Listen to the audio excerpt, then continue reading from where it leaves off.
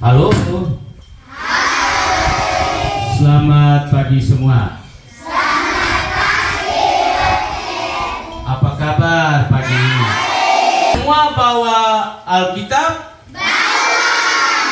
Yang bawa Alkitab tolong angkat buku Alkitab. Angkat tinggi. Iya. Baik. Turun tangan. Baik, sebelum kita mulai dengan pengakuan pribadi, kita siapkan diri untuk rekoleksi dulu. Kita persiapkan diri dulu, Kita siapkan diri dulu. Setelah itu baru kita masuk ke pengakuan pribadi. Dengarkan tidak? Dengar. Baik, tanpa memperpanjang kata, saya minta kita buka Injil Lukas bab 4 ayat 1 sampai dengan 13. Sudah? Sudah. Nanti kita baca bergantian. Dengar, saya ayat yang ganjil, kamu ayat yang benar. Jadi saya mulai lebih dulu ya.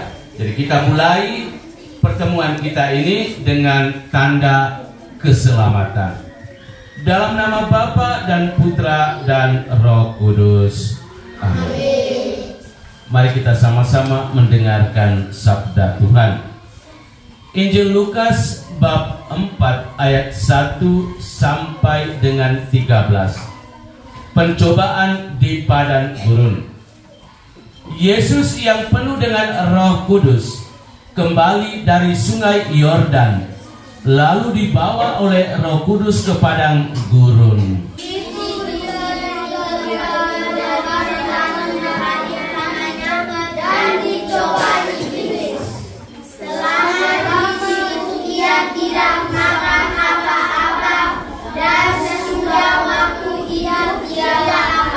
Lalu berkatalah iblis kepadanya, jika engkau anak Allah, suruhlah batu ini menjadi roti.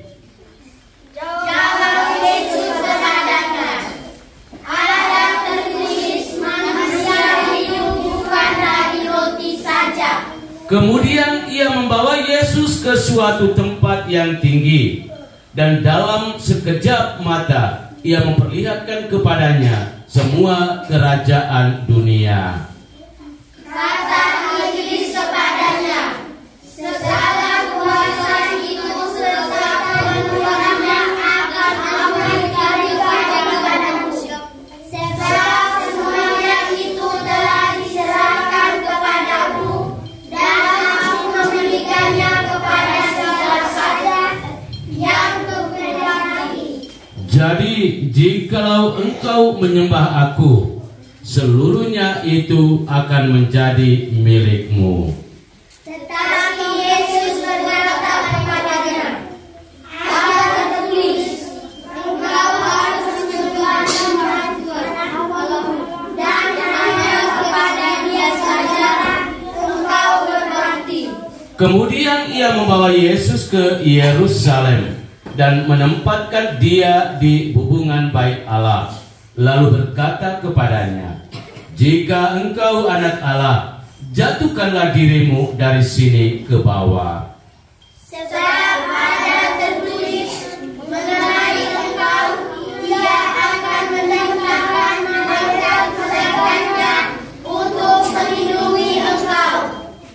Dan mereka akan menatang engkau di atas tangannya, supaya kakimu jangan terantuk kepada batu. Yesus menjawabnya, katanya, ada firman, jangan engkau mencobai Tuhan Allahmu.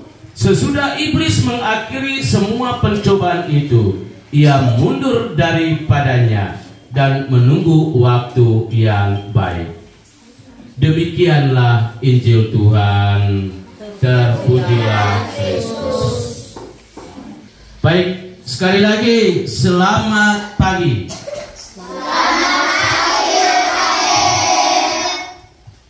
Sudah kita dengar sama-sama ya Injil tadi. Siapa yang tidak dengar apa-apa tadi? Semua dengar? Dengar.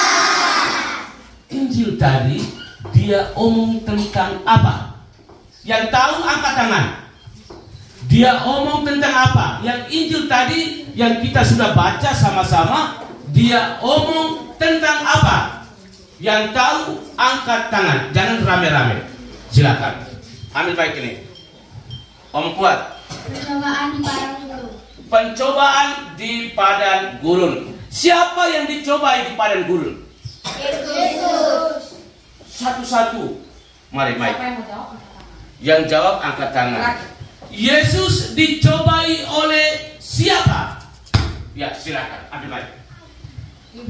Iblis. Baik. Iblis mencobai Yesus sebanyak berapa kali? Berapa kali? Mari, silakan. Yesus dicobai oleh iblis berapa kali?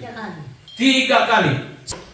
Yesus dicobai oleh iblis sebanyak 3 kali. Lalu bagaimana? Yesus setelah dicobai 3 kali, Yesus jatuh dengan pencobaan yang digoda oleh setan atau tidak? Yesus jatuh kah? Tidak. Yesus tidak jatuh ya? Tidak. Dia bertahan, dia melawan godaan itu. Sekarang kamu ini, kamu biasa digoda atau tidak? Kamu biasa menggodai orang dan biasa digodai atau tidak? Menggoda dan digoda. Ingat.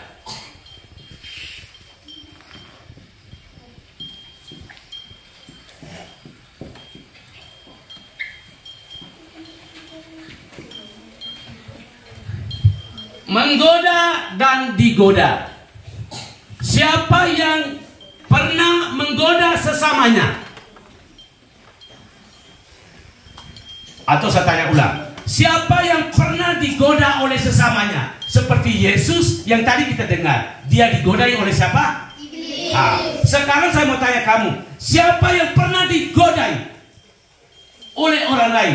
Seperti Yesus yang tadi kamu dengar, digodai oleh iblis. Siapa yang pernah digodai? Kamu tidak pernah digodai. Kau biasanya makan berapa piring?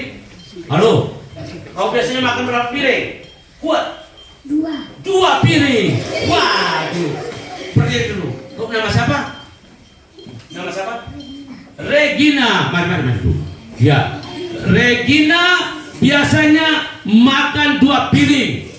Sekarang dalam masa puasa ini, Regina, apakah masih tetap makan 2 piring atau sudah mulai digoda untuk makan tambah lagi 1 piring menjadi 3 piring? Tidak, tetap bertahan 2 piring. Tetapi Regina biasa digoda atau tidak mau makan tambah lagi? Tidak cukup hanya 2 piring? Tidak. Berarti Regina dia bisa bertahan 2 piring. Jadi tetap 2 piring. Biar digoda bagaimana juga tetap 2 piring. Ya, baik, Regina pulang. Halo, mari dulu. Engkau punya makan berapa piring dalam masa puasa ini? 2. Berapa piring? 2. Woi, kamu ini 2 semua. 2 piring. 2 piring berarti makan hari apa? Jam berapa? Pagi, siang, sore. Pagi, siang, sore. Oh, kau punya sore memang bukan malam. Hah? Kau sore? Ya. Ya, sore. Jadi pagi, siang, dan sore. Pagi berapa piring? 2. Sore berapa piring? 1. Siang berapa piring? 3. Pagi berapa piring? 2. Sore berapa piring? 1. Siang berapa piring? 3. Terlalu. Kau ini puasa atau tidak? Tidak, dia tidak mau puasa. Aduh, baik, pantas jagamu. Dia makan terlalu banyak, berapa piring? 3 piring. Jadi hitung semua berapa piring tadi itu total? 6. Aku 1 hari 6 piring. Ada yang lain 1 hari hanya 1 piring, 2 piring. Tapi baik. Ingat, halo, dengar. Semua kita ini pasti kita pernah menggoda teman-teman kita. Teman-teman dia duduk, ini saya punya teman, dia duduk tenang-tenang, datang saya goda, ganggu dia. Akhirnya ribut. Setelah ribut, mulai berkelahi. Jadi kita tadi itu seperti apa? Iblis tadi itu yang menggoda Yesus. Jadi orang ini, teman ini dia sudah duduk tenang-tenang. Datang kita mulai ganggu, tusuk. Akhirnya dia mulai emosi, bangun sudah, baku pukul, tarik rambut. Dan kita tadi itu seperti iblis. Besok kita mau ujian, mau ulangan, tetapi saya mulai tergoda, malas, tidak mau belajar. Karena saya bilang, besok saya akan nyontek. Makanya malam saya tidur saja, sepanjang hari saya hanya bermain saja. Tergoda untuk bermain dan tidur. Besok angkat buku, jalan ke sekolah, waktu ulangan, waktu ujian, buka buku catatan, nyontek. Itu kita tergoda, kita mulai digoda. Goda untuk menjadi malas. Goda untuk mencuri. Halo dengar. Banyak godaan. Goda, malas, mencuri, malas apa? Malas belajar, malas berdoa, malas bekerja, malas apa lagi? Malas ke sekolah, apalagi? Malas ke gereja. Malas ke gereja, apalagi? Malas baca Alkitab. Malas apa? Baca Alkitab. Malas baca Alkitab, malas apa lagi? Malas berdoa. Malas berdoa, apalagi?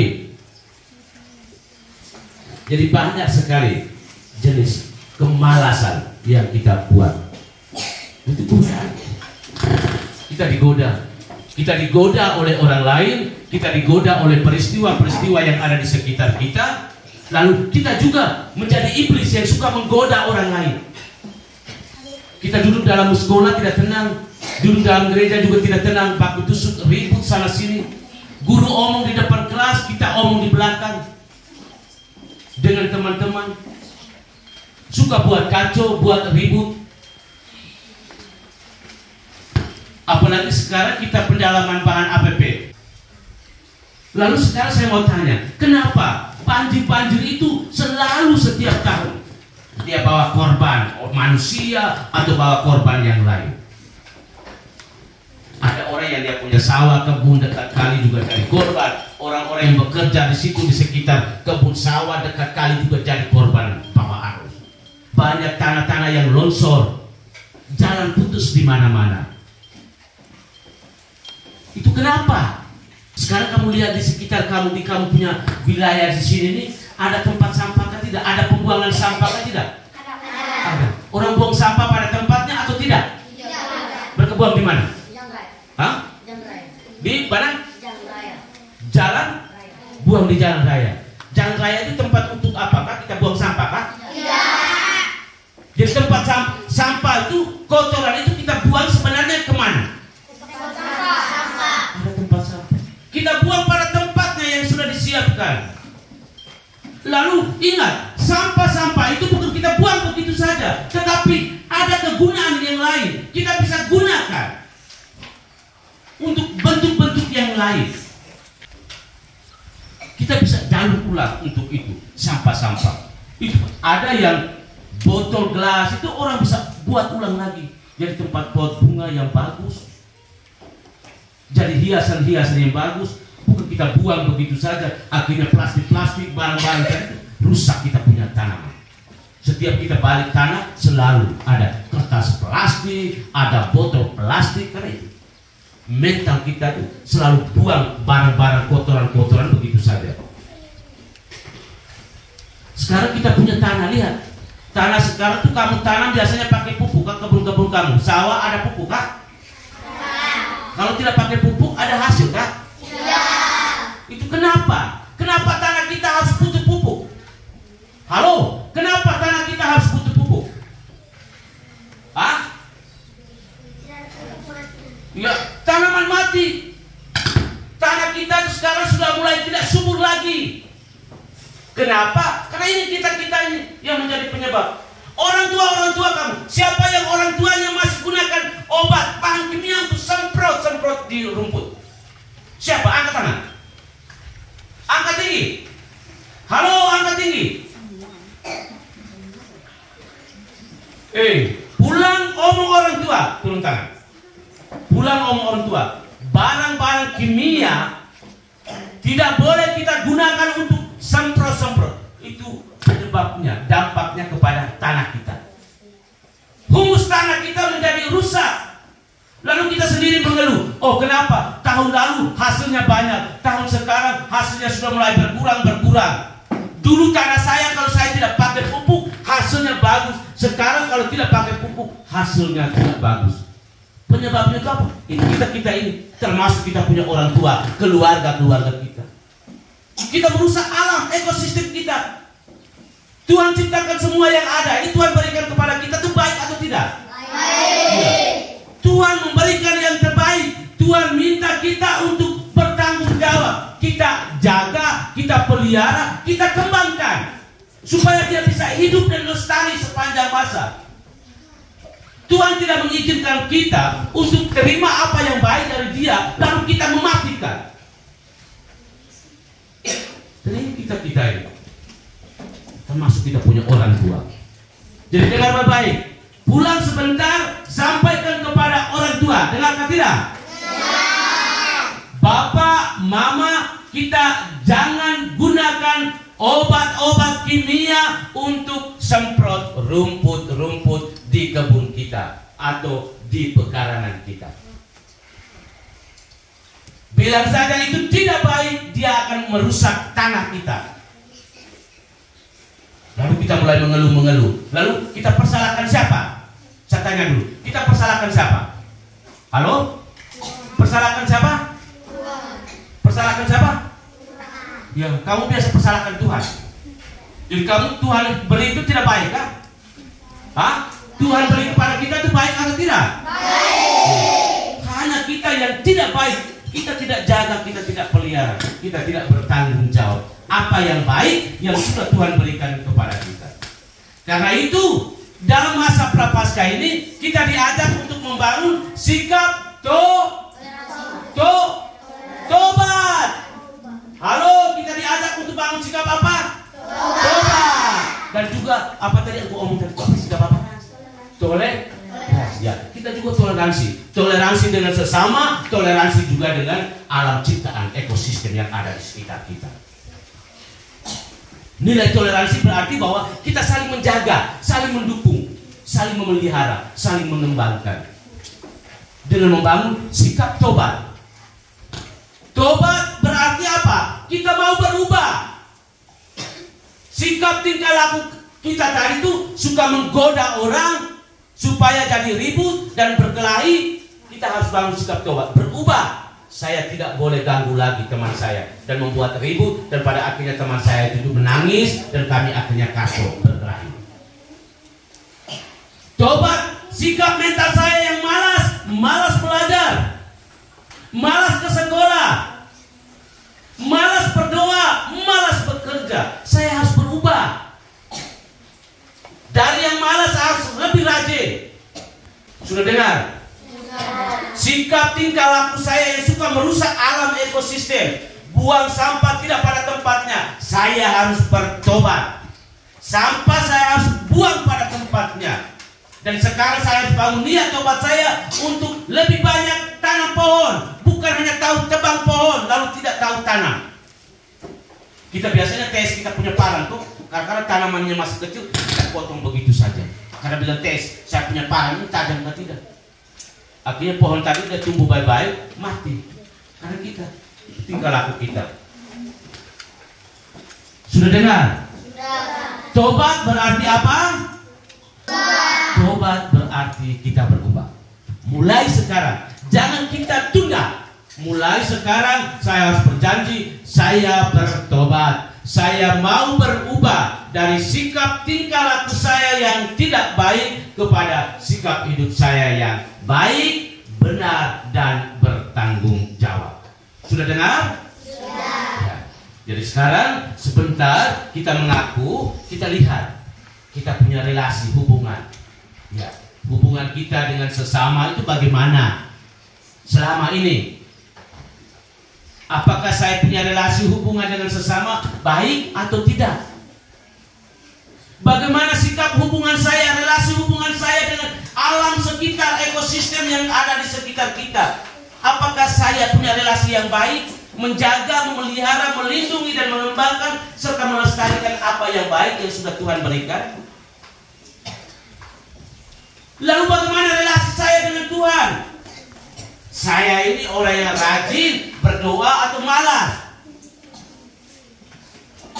Itu yang perlu kita lihat ke dalam diri kita. Lalu sebentar kita masuk ke ruangan pengakuan, tempat pengakuan, kita mengaku semua dosa, semua kesalahan, semua kelemahan, kekurangan yang sudah kita lakukan selama ini. Dan kita setelah kita mengaku, kita membangun apa? Niat tobat. Tobat harus diikuti dengan komitmen. Saya berjanji. Sudah dengar? Sudah dengar atau tidak? Oke, mari kita tutup pertemuan kita ini dengan doa.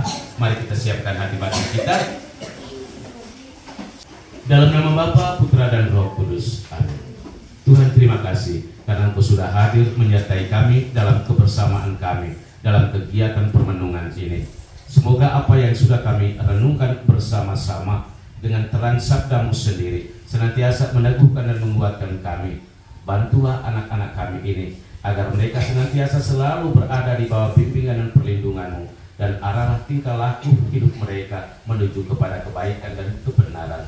Buatlah mereka sadar selalu akan alam ciptaan, akan semua segala sesuatu yang baik dengan ekosistem yang ada di sekitar, bahwa itulah yang terbaik yang telah Engkau berikan. Semoga kami anak-anak-Mu juga senantiasa selalu dibangun kesadaran di dalam diri kami untuk selalu setia, menjaga, memelihara, mengembangkan dan melestarikan segala sesuatu yang baik yang sudah Engkau berikan kami. Bantulah kami dalam masa persiapan ini agar Hari Raya Paskah bisa kami rayakan dengan penuh sukacita, bahagia dan damai. Kami puji nama-Mu ya Tuhan, kini dan sepanjang segala masa. Amin. Tuhan bersamamu dan bersama rohmu. Semoga kita sekalian dibimbing, dilindungi dan diberkati, serta segala persiapan kita di hari masa Prapaskah ini dibimbing, dilindungi dan diberkati oleh Allah yang Maha Kuasa, Bapa, Putra dan Roh Kudus. Amin. Selamat pagi semua.